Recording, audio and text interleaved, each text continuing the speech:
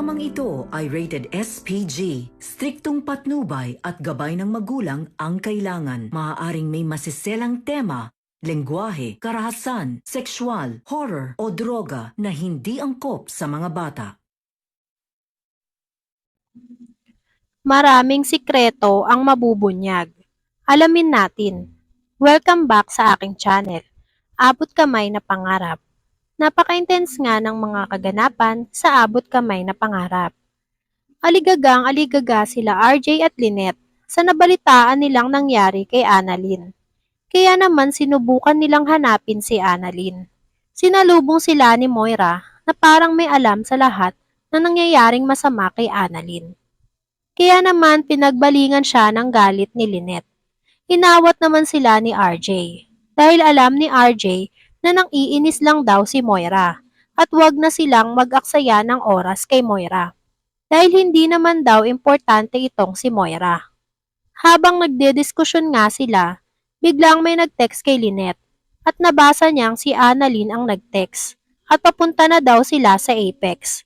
Kaya naman nabunutan ng tinik si Lynette at RJ nang mag-text si Annalyn at iniwang mag-isa si Moira sa labas ng Apex.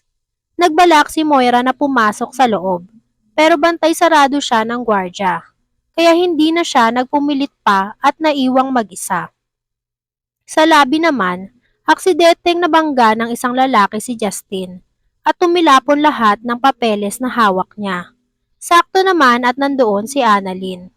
Nagalit si Justin sa lalaki dahil hindi ito tumitingin sa dinadaanan niya at hindi niya namamalaya na si Annalyn na pala ang napupulot ng papeles na hawak niya at hindi sinasadya ni Annalyn na mabasa niya ang financial report nitong si Justin. Nagtaka naman si Annalyn sa nakita niya dahil halatang may anomalyang ginawa si Justin sa mga report niya sa Apex. Kaya naman hindi napakali si Annalyn at kumonsulta siya kay Zoe para sabihin ang nalalaman niya at nakita niya sa mga papel na hawak ni Justin. Nagtaka sila dahil konti lang naman daw silang umattend ng medical mission noon at bakit gano'n na lang daw ang gastos na nangyari. Sinabi ni Zoe na blotted lahat ng pricing ng gamot na ginawa ni Justin sa medical mission nila.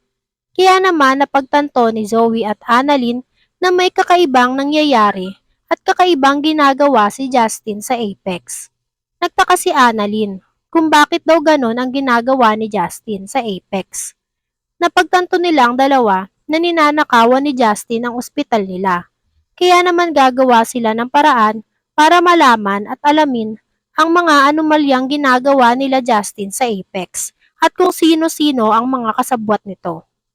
Nakakuha sila ng kopya ng financial report ni Justin at napag-alaman nila na ninanakawan ni Justin ang ospital nila at ang hindi lang nila alam ay kung bakit nagawa yon ni Justin ang mga ganong bagay.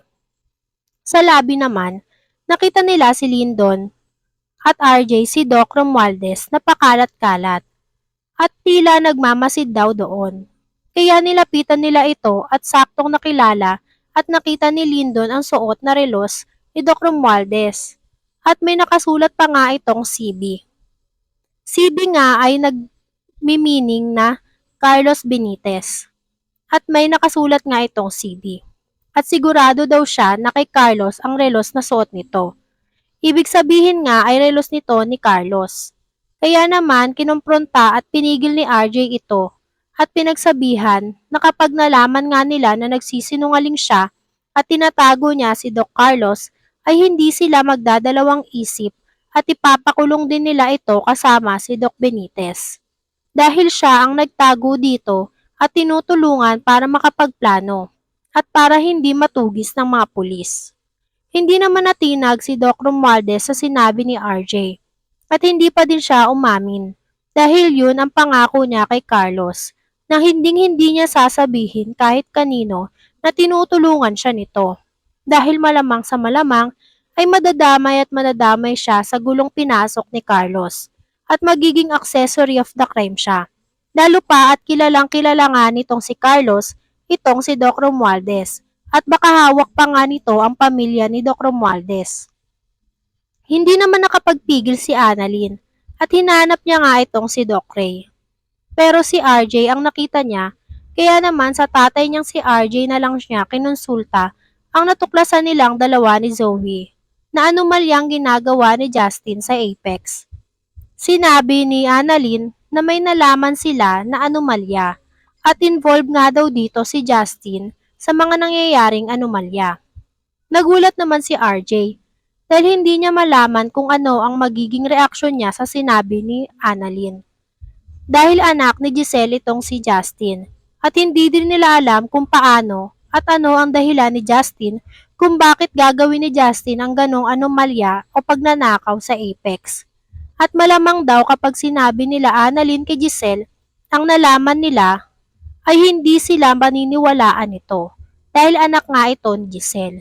Kaya sinisigurado muna ni RJ na totoo ang mga paratang ni Annalyn dahil hindi sila basta-basta dapat nagbibintang habang wala silang ebidensya, lalo pa at anak nga ito ni Giselle. Sa labas naman ng Apex, naabutan nila Lynette si Moira na may kausap sa cellphone.